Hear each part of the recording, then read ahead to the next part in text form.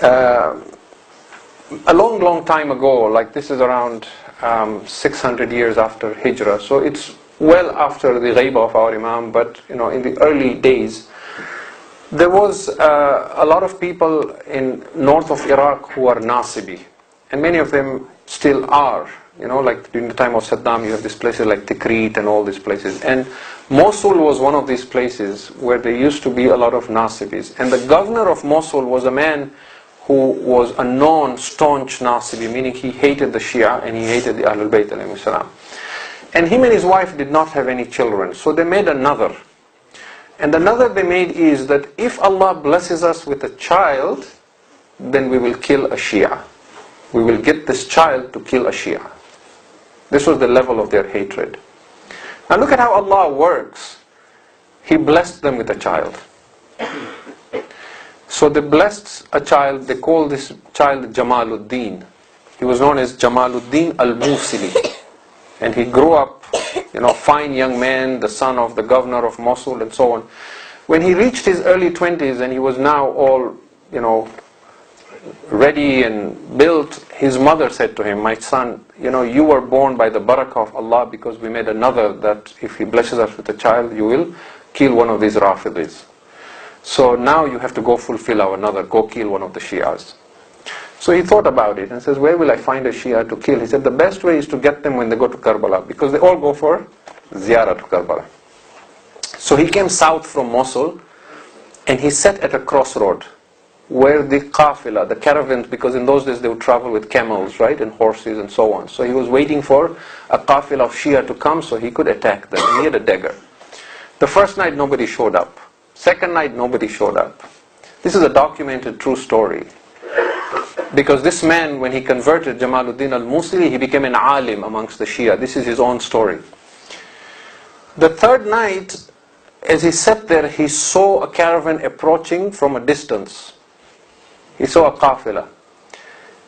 He said, this must be a group of Shias coming back from Karbala, heading in a different direction. I will get them there. He waited, but the caravan was moving very slowly, and suddenly he was so tired, he felt drowsy, he fell asleep. The qafila came, they passed by him at the fork of the road, and they went on. They moved away. When he woke up, he realized, I missed them. This was my opportunity to kill a Shia. And all that he saw was he was covered in dust, because when the qafila passed, with their horses and all that, ghubar, they were covered, he was covered. So he went back very disappointed that he missed killing them. He slept that night. He says, when I slept at night, I had a dream that it was the day of judgment. It was Yawmul Qiyamah. And somebody announced and said, bring all the Nasibis for the fire of Jahannam. And he says, we were all brought to the fire and I was one of them. And he says, they started throwing all these enemies of Ahlul Bayt in the fire, and they took hold of me, the angels. And I was screaming with fear, and they threw me in the fire, but the fire threw me back out again. So he says, now he is reporting this. He says, the angels in my dream asked the fire of Jahannam, Ya naru Jahannam, he is a Nasibi. Why do you not burn him? And the fire says, we cannot burn him because he is now covered with the dust from the Zawar of Hussein.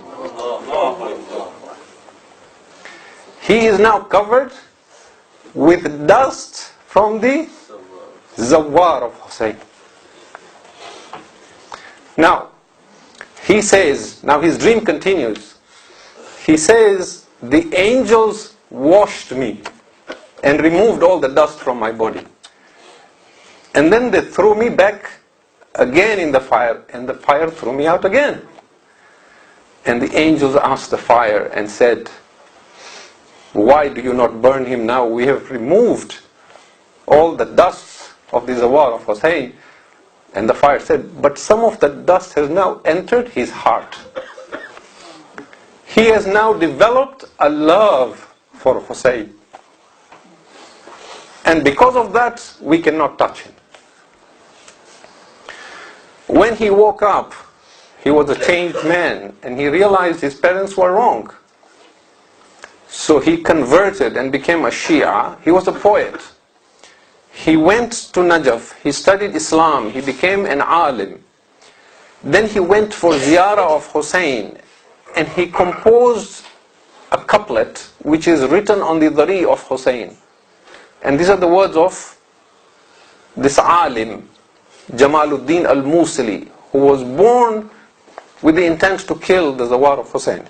He composed this poetry. He says, and this is on the dhari of Imam al-Hussein, إِذَا شِئَتَ النَّجَاةِ فَزُرْ حُسَيْنًا. If you want salvation, then go visit Hussein. لِكَيْ تَلْقَ الْإِلَهَ قَرِيرَ عَيْنًا. So that you may meet your Lord with that which will delight your eyes. Why? فَإِنَّ النَّارَ لَن تَمَسَّ جِسْمًا. For the fire of hell will never touch a body. عَلَيْهِ غُبَارُ زُوَارِ الْحُسَيْنًا. On which is the dust of the Zawar of Hussein. إذا شئت النجاة فزر حسينا لكي تلقى الإله قرير عينا فإن النار لن تمس جسما عليه غبار زوار الحسين. And that is why you're told, if someone goes to Karbala, comes back, try and shake his hand or hug him before he takes a shower even. Because he brings with him a barakah that you don't understand, but the fire of hell understands, that the angels understand. It doesn't matter in this world, but it matters in the hereafter.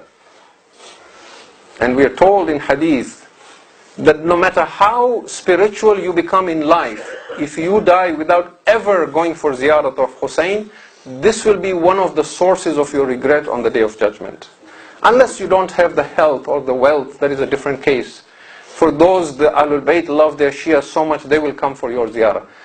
But if you have the means and the ability, at least once in your lifetime you must go see Hussein. Because the maqam of the Za'ir of Hussein on the Day of Judgment is completely different from anyone else. It doesn't matter how great an alim he is or what his level and his maqam is.